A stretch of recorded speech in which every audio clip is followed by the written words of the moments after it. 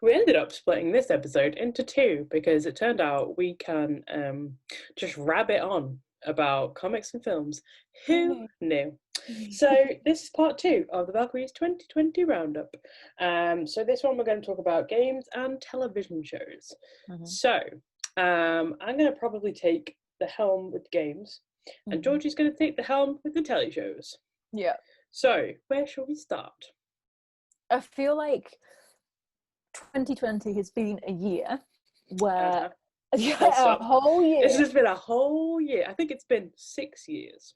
Yeah, to be fair, it's been a bloody decade. But I think it's been a year that had so much promise in games that was not lived up to. I think I would like to kick off with that. Yeah.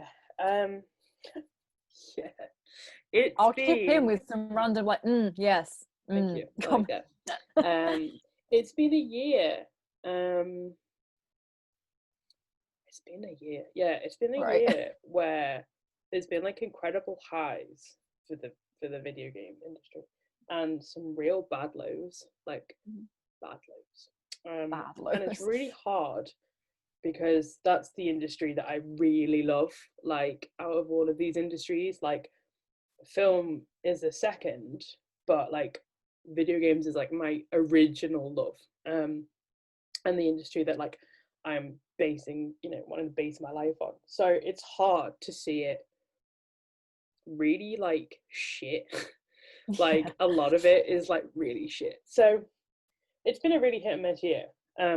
There's so much controversy, and it just sort of like, I kind of want to like pick it up and just shake it and be like, stop being a dickhead. Stop it, you bad man. But it's like, it's a combination of the game industry. Some people who play the games are trash. I know I might be inviting some backlash for that, but it's fucking true. I was going to say, you know the truth, man. It's all it is. Like, I just think, would you speak to your mum that way? No, don't speak to anybody else that way. Simple. So, yeah, it's been really bad, but there has been some things that have been really good. So I've been umming and ahhing, the past month so far as to like what I wanted to give like my game of the year to. Because undoubtedly I dropped my controller. I was like, I have like ripped jeans on and I was messing with the threads, but like a bit snapped and I was like, whoa. So see you later. So yeah, I have been like trying to decide what to give my game of the year to, because there has been like incredible things come out, and I'm still like a little torn, but I think I'm going to give it, and this is like live unfurling right now, exclusive. like I haven't like announced this yet. I think I'm gonna give it to Röki. Like that was like the best experience that I've had this year, I think. So it is an indie game from Polygon Treehouse, who is a small company who are in Cambridge, and that plays like a little part because like I love it there. Yeah, I was gonna say that's like And I think if they'd have been there when I lived there, like I'd have been like, hello, may I have a job? And it's just beautiful. So it's about Tove, a little girl whose brother goes missing, and she has to go and find him, has to go and save him, and she's like ends up in another dimension that's like the same as there where she lives, but like with monsters in it. So she has to like go and help the great forest spirits, and then they're going to help her basically fight like who is kind of like the Morrigan. I think she's like the raven goddess, who is trying to basically give her child, who is this big creature, a human body, who's her brother, so he can go and live in the human world and survive, because their children keep dying because they're not gods, so they can't live in this like god world. And I haven't explained it very well, but it's really beautiful, and everything about it is just really captivating. And like, I played it for hours, and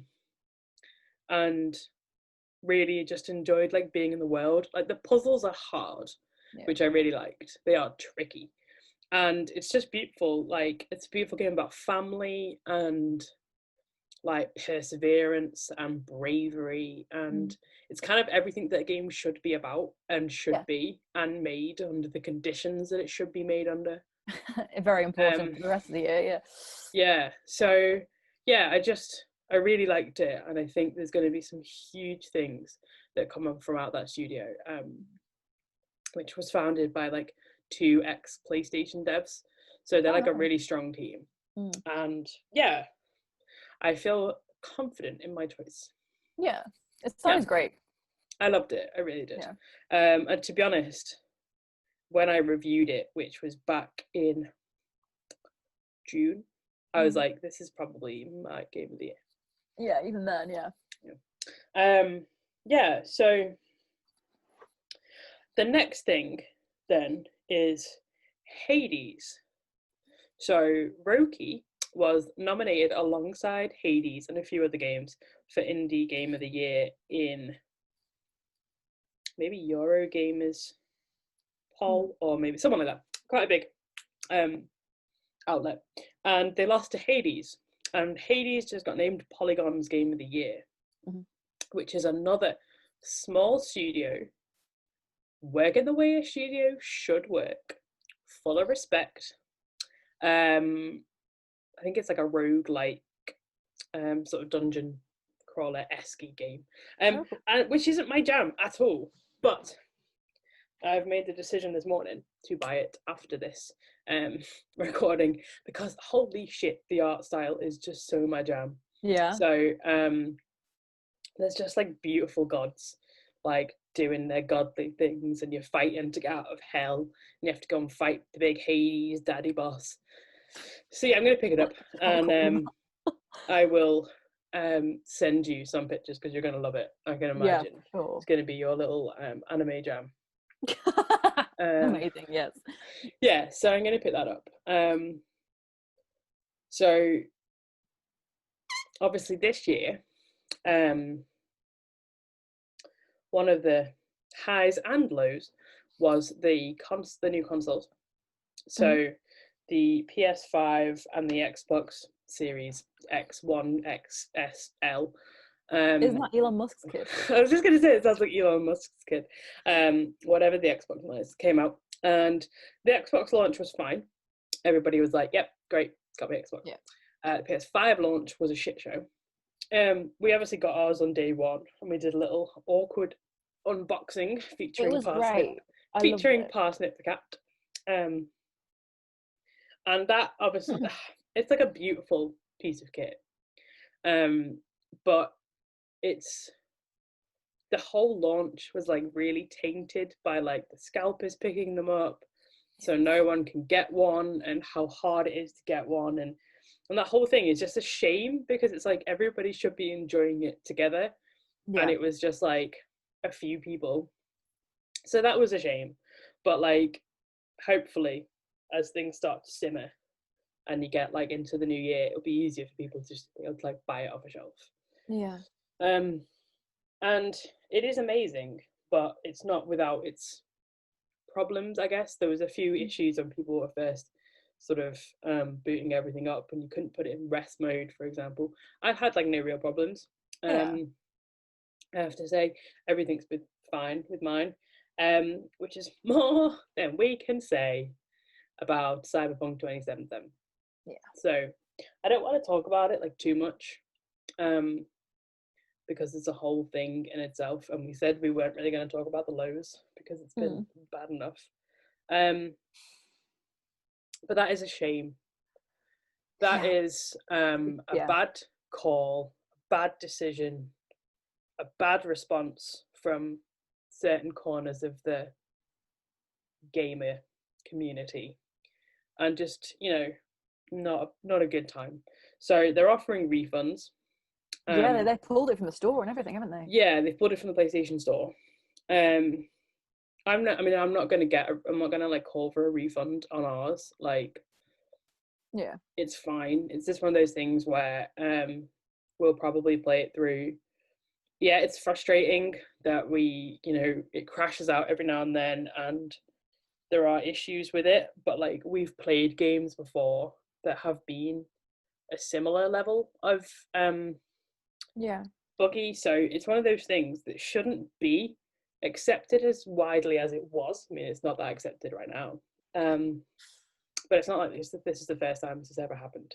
Yeah, in terms of the glitches and the bugs and stuff.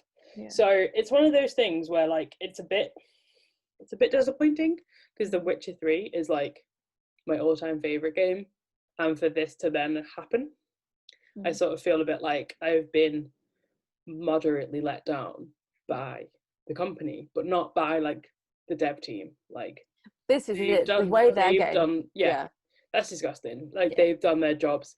They've worked really hard. They've put their heart and soul into something for 7-8 years. Yeah. And then for a bad decision from whoever it was, they've just got to do what they're told. It's just their job. Like, I have no ill feelings towards anyone in terms of that kind of thing. So that is that. We'll move on to Last of Us Part 2 was this year as well, right? The Last of Us Part 2. Yes. Yeah. Was it this year? Yeah. So that was another one that had like a whole reaction. And The Last of Us Part 2, I really liked. I really enjoyed it. I really like Abby. You can all fight me on that. I think she's an absolutely amazing protagonist. Again, there's still problems with Naughty Dog and their practices and their ethics and their level of crunch that I don't agree with. But the game itself, great, beautiful, atmospheric, heart-wrenching. Their level of the standard of the game that they put out is so high. Yeah. It's like, I mean, they called it AAA for a reason. It's like you're sitting and playing like a blockbuster film. But the studio conditions and the crunch needs to change. I think that this year's been the year of people realizing, because there's always talk of crunch, there's always talk of the atmosphere in these studios, but I think this year's really shed a lot of light on how bad it is, how detrimental it can be. Because if there's crunch and you get a game like The Last of Us Part 2, you're like, then when there's crunch and you get something akin to the release of Cyberpunk, it's like, oh wait, maybe that isn't conducive to creating great art, great game. I just don't, whether it's my naive view, like, I don't know, but I just think that like they should have waited. Like, I know that there'll be external pressures and that there'll be pressures from investors and whoever's, doing whatever in the companies up top, that the people down at the bottom actually on the ground making the game may not get these, that much input. But it needs to be, like, I could have waited and it could have been released now. And I'd have been like, awesome, thank you. This was beautiful. I'm glad. I would enjoy it more knowing that these people were able to go home and see their family on a weekend at 5:00 in the afternoon. That's fine. And I think like we shouldn't be incentivizing crunch either. There's been a few things recently that have come up that have been like, if you want to work something, then you'll get paid more for it. Well, that's incentivizing that if people want to get paid more, they'll work more hours, which, all right, you can say is that person's choice, but then there's got to be a degree of control in management to be able to say, you've done this every night this week till 10 p.m. and then come in at 9, you have to have a day off. And then I think it's the Hades studio is talking about they'll be keeping working from home. They'll be doing mandatory days off. They're talking, like responsible employment, which is which I think is what I want to see more of, like especially in this industry, because it's like heartbreaking to be like a fan of it, because I'm like, how can I enjoy this when I know and it's hard wanting to be like the person who wants to go into that, but also not wanting to support that.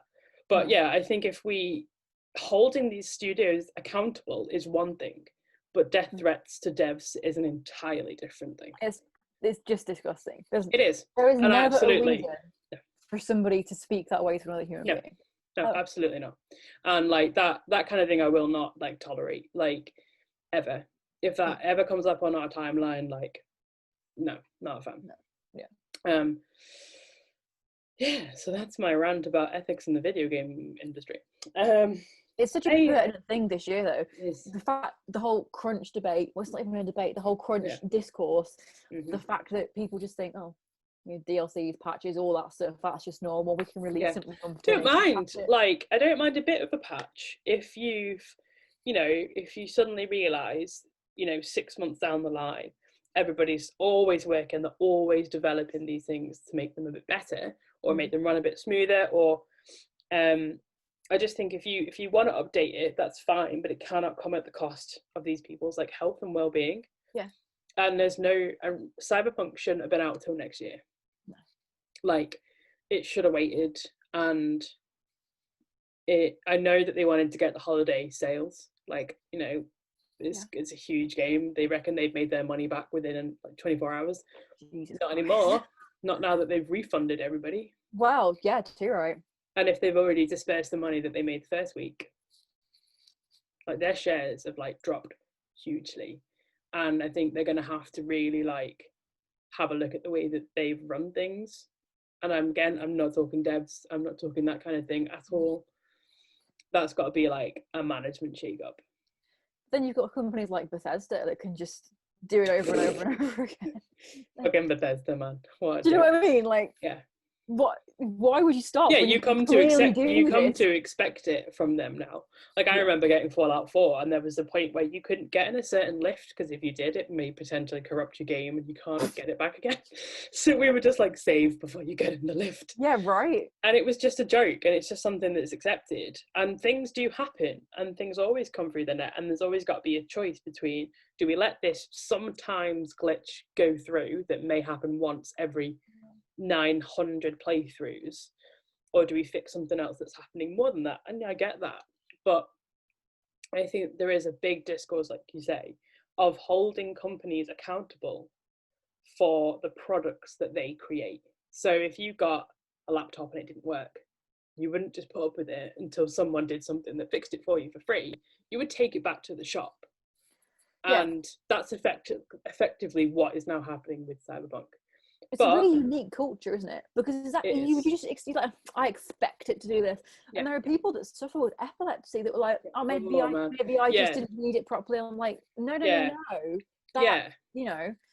hold them accountable for this. Yeah, and now she gets abuse because she's, highlighted this issue, which has been fixed and has had a positive outcome, and she's changed the world, and she's had other companies who have reached out to say, like, we're going to work harder to sort this out, which is incredible. Like, but this takes me on to a completely different rant about games and accessibility. So we're going to move on before I get into that, because I kind of want to hear it, but now we'll do a different podcast. We'll do a different one because I get like on my high horse about the fact that I can't see colours, and it's just plain mean. So moving on to Spider-Man Miles Morales. Oh, yes. So I picked up the 5, as I said before. I picked up Assassin's Creed Valhalla and Miles Morales PS5 versions. Assassin's Creed is really good. It's very good. I am enjoying it. I've kind of fallen out of love with Assassin's Creed games because, like, they get a bit boring, get a bit samey. Yeah. It's only so long you can just be a man for until you're like, okay. And then Valhalla, which is fun, and you can be both at the same time, in fact. So you play as Erebor, who's a Viking, and I know I said I was talking about Miles and I'm talking about Assassin's Creed, but it's good, and you can pet all the cats and the dogs. And my segue was going to be that, not my segue, this is a by point, but I also have a segue.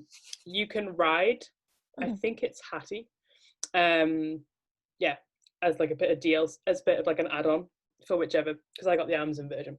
So you like your mount is this fuck off wolf, which people were fine with, but they weren't fine with the fact that Abby had biceps living in an apocalypse, despite the fact that she lives in a football stadium with a state-of-the-art gym. It just seems unrealistic. So take a look at your damn selves if you've got an issue with the fact that a lady has massive biceps, which like some people just do, and one day I hope to have as massive as Abby, in a game where also you just take pills that you find anywhere and, you know, improve yourself. You're just eating pills off a floor, and you don't find that unrealistic to someone who works out in a gym where they live because they're a soldier. So anyway, back to Assassin's Creed. You can pet the cats, which takes me to Miles Morales, which also has the spider cat. I was about to say, I see where this is going. Incredible. So it's such a good game. Yeah. I mean, Spider-Man 2018 is incredible. And this just has the same feel, the same mechanics. It's not a sequel. It is a add-on. Yeah. So it's like an expanded universe, like Lost Legacy, Uncharted, the best of the series. And it's just so good, but it's got so much more of like a heartbeat for Miles. Like there's so much of his roots in his family, and it's like there's just so much like life and vibrance to it that's really good. Like you just like I really enjoyed it, like more I think than I enjoyed 2018 Spider-Man, and not just for the cat. I mean, it looks stunning as well. I've seen so many of like the photo mode pictures and the screen grabs and stills and what have you, and it just looks beautiful.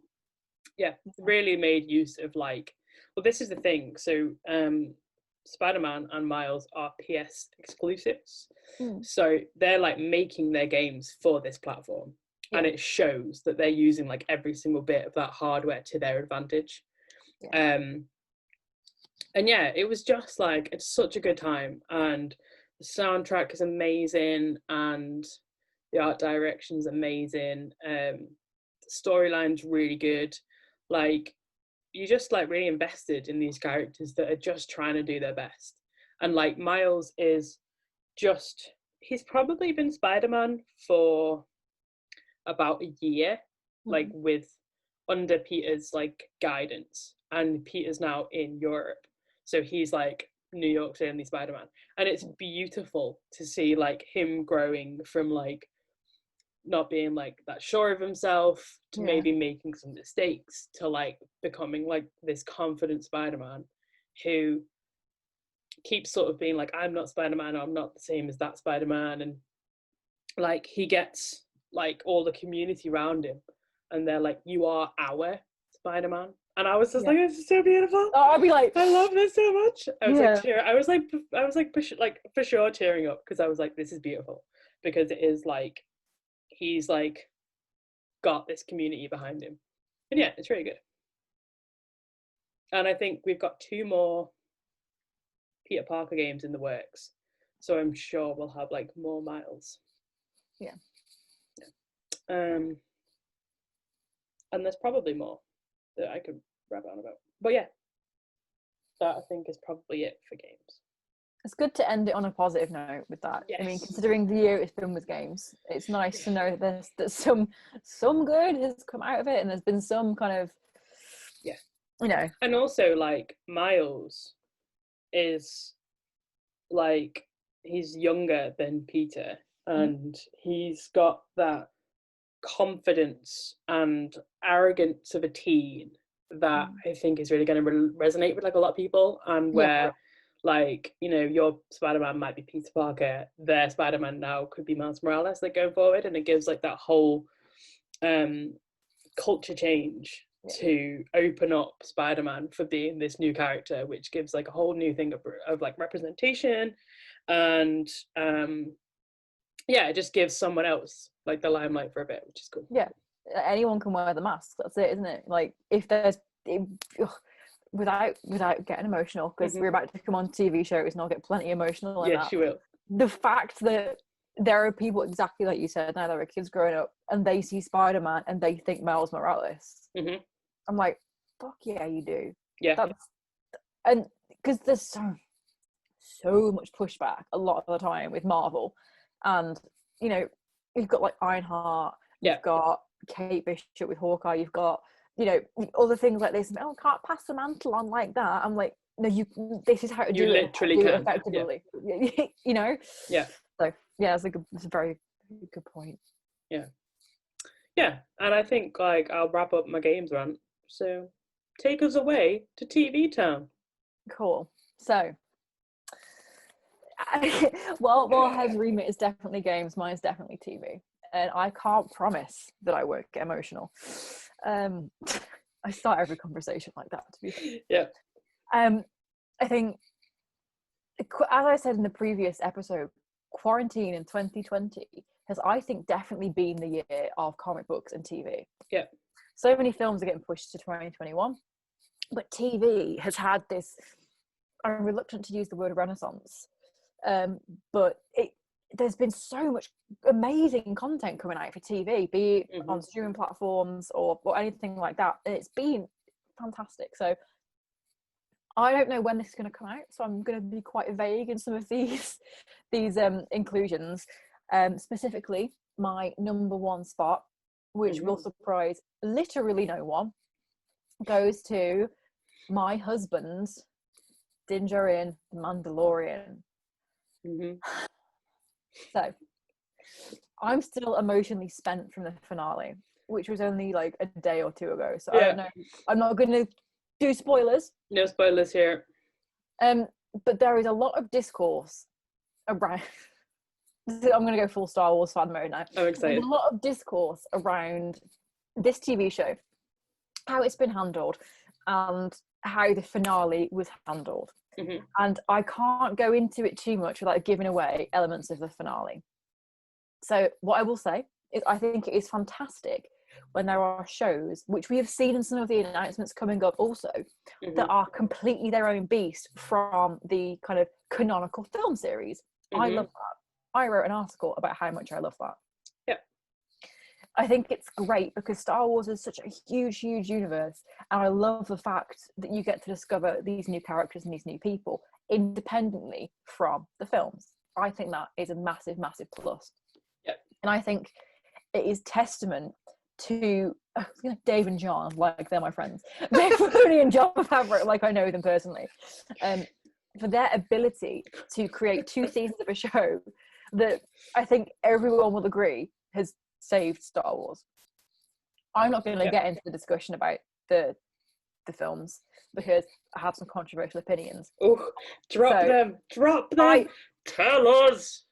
Brian Johnson done dirty. Oh, that film was beautiful. Last Jedi, stunning film. I loved it. Aesthetically beautiful. And one of my friends on Twitter put it perfectly. He said, I would so much rather watch something that is trying something new and kind of lands okay than watch something that lands the same thing. Boring. Yeah. You know? Yeah. And The Mandalorian gave us a new character. We all love bounty hunters. We all love it. Everyone knows Boba Fett. This gave us this man who cares so much. Toxic masculinity, we don't know you. He's just a dad looking after his little baby son, trying to do the best he can. I'm so sorry. It's fine, go on. Honestly, I think it was just such an interesting concept, and I'm really intrigued to see what direction season 3 will go in. And I think that it's done something for Star Wars that Star Wars desperately needed, in that it's brought people together in a positive way. Yes. I think there were experimental episodes that were just fun. You don't need to push plot forward with every single minute. You can did Taika Waititi do one? He did, yeah. They had some incredible talent. Bryce Dallas Howard did one. They had some really great. Yeah, they've had some amazing talent on board with it. And the cameos from other characters. These episodes have been out for a while, so like Ahsoka Tano, Bo-Katan, kind of tying in Clone Wars and Rebels. It was just artful. It was masterful, and I'm not just talking about his face, because that is in and of itself a gift to us all. However, one of my favourite things about Mando is that it was episodic. Yes, love that.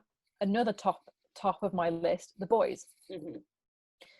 I love episodic television because the rest of my list is pretty bingeable watches, you know.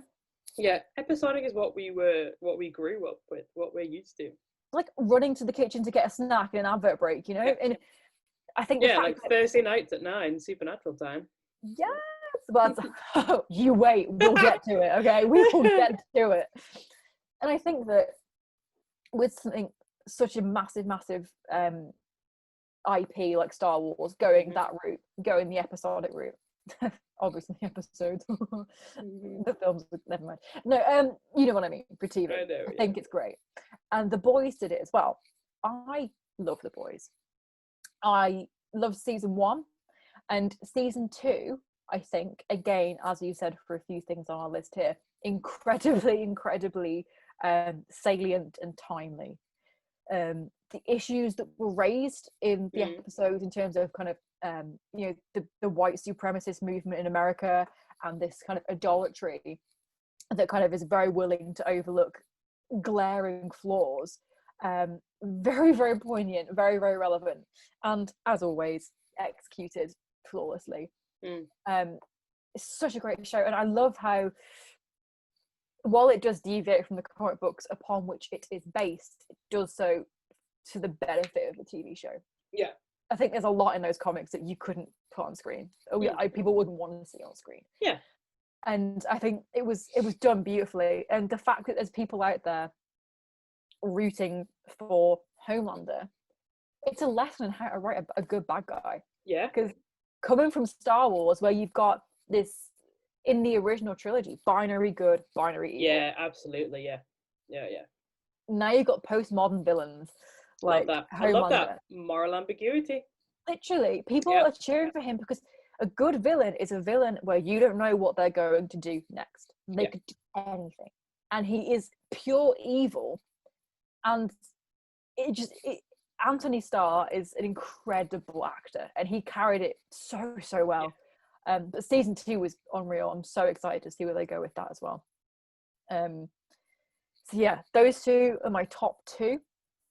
And it feels like forever ago, but the Umbrella Academy season 2 was this year as well. Which again, fantastic. Soundtrack was incredible. Yeah. Finally get what we all desperately wanted from Elliot Page's character. Yes. I was like, yes, my baby. I think it was great. There was a lot of talk about the whole Dallas storyline. I personally really liked it. The more Diego, the better. I wonder why. I thought it was great here with Diego and Pedro. No, but and I think it was great, and I can't believe that was this year. It feels forever ago. This is what I was like with Bop on part 1. It doesn't feel like this year. It doesn't at all, but it was great, and obviously anything to do with the Umbrella Academy I'm always going to be about. They executed it really well. Soundtrack was great, and again, every actor in it puts in fantastic performances. Again, I'm so glad we get more of like exposition on Elliot's character with Vanya, because such an incredible character, arguably the most important one out of the group. Like, give me more. But fantastic, loved it. Queen's Gambit, honorable mention. I've really not watched like very much telly. I'm like, yes, tell us more. All I've done this year is rewatch Bones. Literally on my list I've got, and all my comfort shows, because I'm just watching like comforting TV right now. It's what you need. Yeah, it's really what I need. Yeah. So again, Ratch was this year as well. Oh my god, I forgot about that. But Queen's Gambit. Tell us about chess. Okay, I have never been a massive Anya Taylor-Joy fan. Now I am a massive Anya Taylor-Joy fan. And it was great. Like I afterwards I finished it at like 1 a.m. because I refused to go to sleep until I finished it, and I was like, I could be a chess grandmaster. I could do that. I want it. The fact that it shows that make you feel like you can take on the world. Yeah, I love that. And the fact that you've seen so many people, I can't remember the exact stats now, but they released it. It was the most viewed show. Yeah, hugely. So many people buying chess sets, and you know, I love that. The power. Yeah, maybe too much power. Chess will take over. Well, also they're making like a D&D show, so you have to imagine like if that has the same effect. Well, yeah, right. Like a mega D&D resurgence. I know it's already massive, but like I'm talking like mega. Well, when I worked in the shop in the industry, when Stranger Things came out, D&D went through the roof. Yeah, well, like, this is it. Like whenever you're trying to explain like D&D, I know when like whenever we were talking about Fright Night, for example, to anyone who's not part of like that scene, I'd be like, have you seen Stranger Things? Yes, right. You know, they play a game with a board and they've like a thing about okay, it's kind of like that. But I mean, it's not at all like that. No, but it's but that is the common like iconography that people can recognize. Yeah, exactly. They should do that with like a program about yo-yos. Bring yo-yos back. I want to see some yo-yo masters. I'm going to remake JoJo's Bizarre Adventure yo-yos. Oh my god, please do. I'd love it. Getting back the yo-yo. But like I forgot how much I love chess. I bloody love it. I cried at the end of it. Nice. Very emotional. It's a beautiful looking show. So well put together. Costume, cinematography, all stunning. And if you haven't watched it, I don't know if there's anybody left on the planet who hasn't, except you. Why do I create content? Because I have not seen anything. Oh no, literally, I'm the same, but with games. You know this to be sure. Yeah. This is why I'm a good pair. My top picks, you know, they were the best ones. Obviously, it's really derivative. I know. Oh, Mandalorian's number one. Sure, but that's fine. It doesn't have to be like the most obscure thing to be your best. We don't gatekeep here. You can appreciate what you appreciate. I don't think there's anyone who would disagree with that, especially in light of the finale. No, I mean it's a consensus, I think, across the board. I'm just not in it. Like, you're not a massive Star Wars fan, are you? No, like it's fine. Like I thought I hadn't watched all of the one with Mads Mikkelsen in Rogue One. So we watched it the other day. And then I realised I had, but he dies in the middle, so I just mentally switched off. So I was like, whatever. But I had to know. It's fine. I don't know, it's not really my jam. And it's the same as things like Harry Potter. It just stopped being my jam years ago, so I don't have that like love for it that like a lot of people do. Supernatural, it's the same. Like, well, I would have been ride or die for those boys. Up to the Leviathans. Supernatural season finale is obviously on my list. Yes. Because those boys, literally, like you said, they're my ass and my soul. Yeah, like that's a long portion of our lives that we watch that show every week. 2005 it started. Yeah, so I was 15 and I am now 30. So it's like, and it's been going for a long time. Whenever I talk to anybody about it, I like say friends of our years. Literally. And I literally stop and I say, if you're going to start watching it, stop at season 5 or 6. This is the same with The Walking Dead. Just stop when you get to the prison. Yeah. That finale for Supernatural it was a really weird get emotional here, folks. Yeah. It gave a lot of people what they wanted. Yeah. But it gave it to them in the worst possible way. Yeah. And it was, how can a declaration of love, hurt the most so much. iconic / pairing ever, be so homophobic? Yeah. It was just delivered so poorly. And it's like you literally could have done the Star Wars. You literally just could have been like, I love you, I know. Move on. And that's fine. It's okay if he doesn't love him back. Like, that's fine. He obviously does, but like, it's fine if you don't. So, I mean, I'm glad I left that. I'm glad I left that club, because literally. I just didn't need to be hurt that way in this year, the year of our hateful Lord 2020. Literally. And I think the way that, again, it's spoilers, but it's been like long enough. It's not like Mandalorian that came like out it was literally. I know that like they were all everywhere, but everyone's seen the clip. Yeah, and I think the demise that was met by each of loves of my life was very fitting, and I am glad of that. I think that was done nicely. I think the problem I had was that nobody stayed dead, so the deaths meant nothing. Yeah. So when Sam first dies, you're like, Jesus, this is horrible. But then he obviously comes back.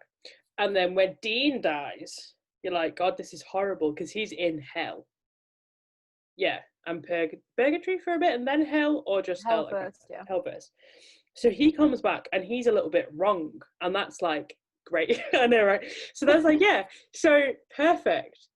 And let's go with that. And I liked it when he was like a bit demony, and he was like on a road trip. I watched it way longer than Leviathans, I know, but I stopped caring at that point. When they were in like the bunker and they had Crowley, and they were like partly trying to turn Crowley human, and he just kept crying at everything. I was like, first of all, I relate. But like, I wanted Dean to go like evil, and to be like, they have to fight him, because like that'd have been horrendous. Like, Sam's got to fight him, Castiel's got to fight him, and he loves him. But then they were just like, oh no, it's fine, he's not that evil anymore. They had it set up so beautifully. Swan Song, incredible episode of television. Yes. Because that element of the whole Lucifer and Michael, I'm like, any kind of religious iconography, I'm like, give me it.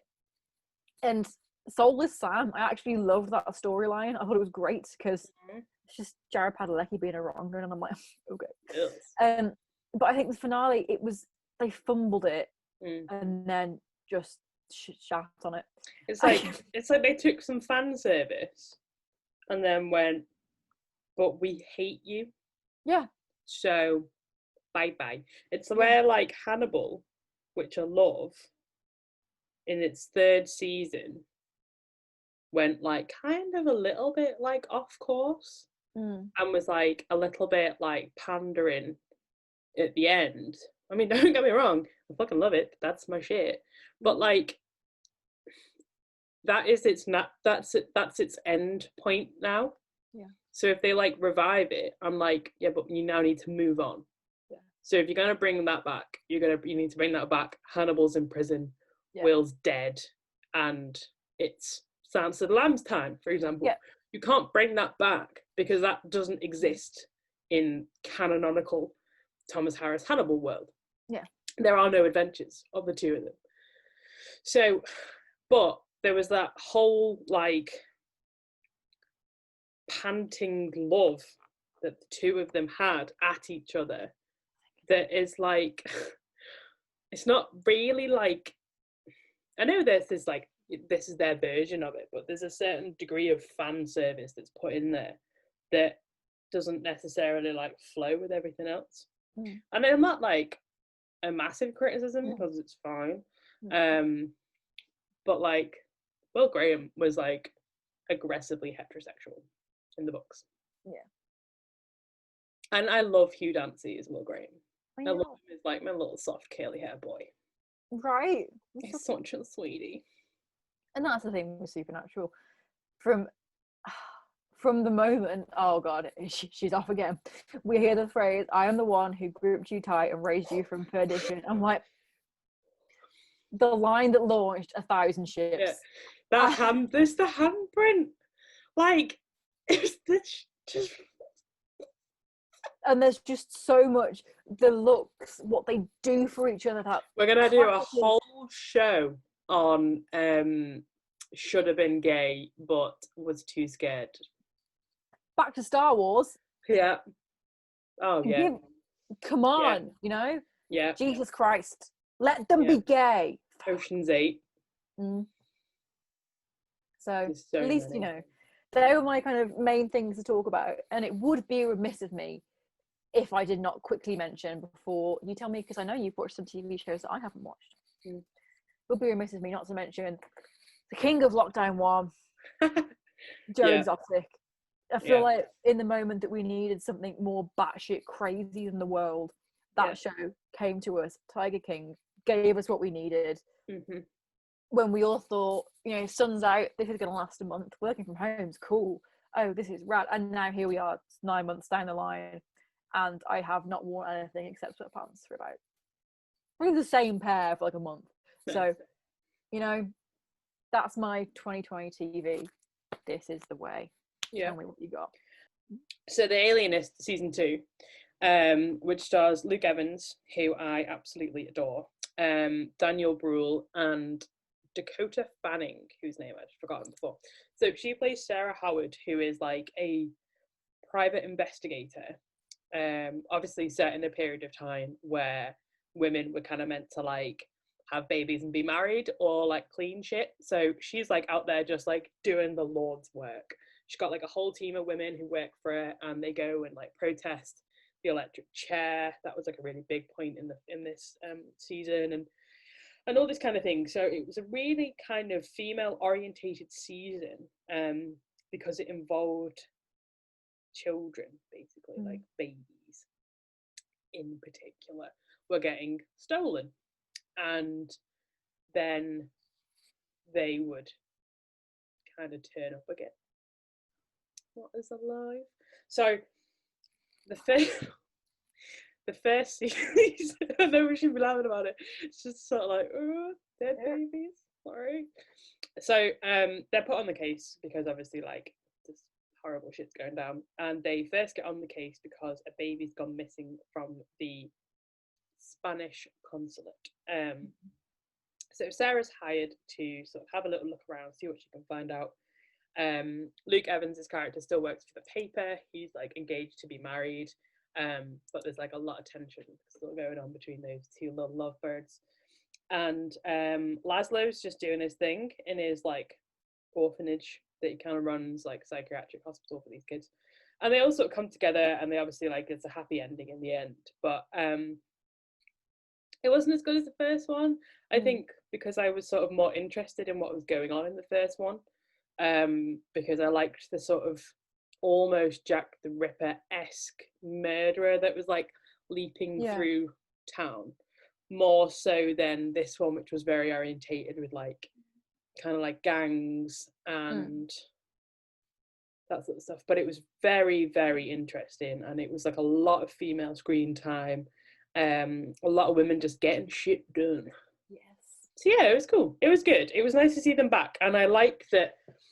Like, I hope that they push this forward in that it's like the same 3 characters, but we got like way more focus on John and Sarah versus Dr. Laszlo, who was the primary character of the first one. Because I think if we do a season 3 and it's like the 3 characters again, but in a different sort of situation, and I like that difference, that it's not just carried on again. It was cool. So it was kind of like Penny Dreadful recently did like Penny Dreadful in like New York or something. I can't remember what the concept was, but it was like a sort of spin-off, but still the same thing. Yeah, so I liked it. I watched Dead to Me I watched all of Dead to Me. I didn't actually realize season 2 was only out this year. That was really good. It's an absolutely bananas TV show. Like bananas. But like it'll make you cry, but also then you'll be like, what the fuck is happening? And there's just a particular point that handles like one of the characters enters a relationship with another woman, and it's handled really beautifully. Like there's no sort of like probing questions. It's not like a big deal. It's just as natural as if she'd been in a relationship with a man. So I really like that aspect of it. And I know that's like kind of really like a minor point, and we shouldn't be that impressed by it anymore. But yeah, I liked it. I thought it was cool. And then I'm just going to talk about the biggest disappointment of the year. And I knew it would be, and I let myself get dragged in. And it's The Haunting of Bly Manor. I've not even watched it, I've still not watched it, and that says something to me that I've not watched it. You know what I mean? The Haunting of Hill House, again, was just disappointment because that hype train leaves the station and it just chugs away. And I don't think I have the same concept of what I find horrifying as a lot of people. And again, I'm not saying that in any sort of way that I mean to gatekeep. It's just that I watch a lot of horror. We review a lot of horror. Yeah. I've studied a lot of horror, so it takes a fair whack now to really give me the chills. The first one didn't do it, and the second one didn't do it. The second one is basically just the innocence. If you've ever seen that film or if you know that storyline, that's basically the storyline of Bly Manor. I hate the characters, all of them, apart from the gardener, who I would just completely leave my life and go and live with. Open a little flower shop, that would be fine. She was a babe. Bad accents all around, but we all know that very well, don't we? I've heard that actually. I've heard the accents from the kids makes me want to drive a stake through my eyes. It is horrendous. The one you keep saying, what's this? The kid perfectly splendid. It's perfectly splendid. And I'm like, I'm going to perfectly splend you into the pond. Perfectly splendor. Put them in a blender, not the sweetener. They're in their blender. Yeah, they're just the worst. Owen, who is played by Rahul Kohli, is just the sweetest, but he is just a great guy. He's a nice guy all round. His character was beautiful. And yeah, there's just, it is very sad in places. It telegraphs a lot of stuff from miles away. Yeah. So there's an early scene where I was like, oh, that's going to be that. And then at the end, I'm like, oh, yeah, there you go. There's not much subtlety about it, kind of thing. Not really, no. And it was just damp squib. We do love the phrase damp squib. To use your phrase from earlier. Again, visually, great. I love the visuals that they use. I love the colour palettes. I love the vibe they go for. Hated the accents. Where are these people from? Not everybody in England lives in a manor. And if you're going for it set in the 80s, nobody dressed like a Victorian to live in a manor. Which is not the way it went down. So yeah, not great. And if they do another one, I'll probably still watch it and I'll probably still have the same opinion. This is my new American Horror Story. Fair enough, yeah. Yeah, I like the aesthetical vibe. Don't like the story that you're telling. Similar with Ratched, Yeah, Ratched I started watching. You didn't vibe it, did you? No, and I was just sort of love the colour palette, I love the outfits, I love the vibe going for. Can't be asked to watch another American Horror Story, but this one's just set in the One Flew Over the Cuckoo's Nest universe. Yeah, the thing that got me with that was it literally did not need to be set. No, see, the thing about Nurse Ratched, why she's considered to be one of the great big evils, is because she is the embodiment of what too much power and no consequence brings, basically. But if she's just the product of being someone who's nasty anyway, well, then that entire concept is completely out the window. It wouldn't matter who she was or what she was doing, she'd do that anyway. Yeah. So, and it was, you've got your favourites of the American Horror Story world. You've got Sarah Paulson, you've got Finn. Yeah, don't get me wrong. I love Sarah Paulson. I adore that woman. But she's also best friends with Pedro Pascal. But yes. Oh, did not know that. So you put Cynthia Nixon in anything, I will watch it. Oh yeah, she was amazing. It's nice to see her back and stuff. I haven't seen her a while. Yeah, and it was. I think the way I described it was fine. It was beautiful. There are a couple of moments where I was like, oh shit, that was a really cool twist. But yeah, I think it suffered for being Mildred Ratchet, to be honest. Yeah. It's really hard as an English person. Do you say Ratchet? I say Ratchet? I say ratchet. Like, ratched. Yeah. Like, you're a ratched. Ratchet, yeah. Yeah, if you want to go like this, you say you're a ratchet. Yeah. Literally. Can you guess where we're from? So, yeah, I mean, big mixture of things out this year. Yeah. And hopefully there'll be some more good things next year. We should wrap it up because this has been another hour. It has, and I really want to know why they're playing. Yes, there's all a of brass these band outside Georgie's house, so she can go and investigate, throw things at them. Get away. Yeah. Cool. All right then. So this has been our 2 roundup episodes, which was going to be 1, but ended up being 2 because it was massive. And because it's us. So yeah, 2020 has been hard. There's also been some good things, and all we can do is just keep going. Yeah. Be safe, wear your mask, make good choices. And yeah, we're always here. We're always around. You can always reach us on the socials. Yeah, stay safe. Happy holidays. And Happy New Year, I guess. Yeah. All See you next year. See you next year. And hopefully in person. Yeah. Safe distance, but in person. Absolutely. All right. What is this? See you you look again. Like Clark Kent. I look like Clark Kent. I got a rogue bit of fringe. Yeah. All right. So this has been us. We're going to wrap it up. Be good. Be safe. See you soon. Bye. Bye.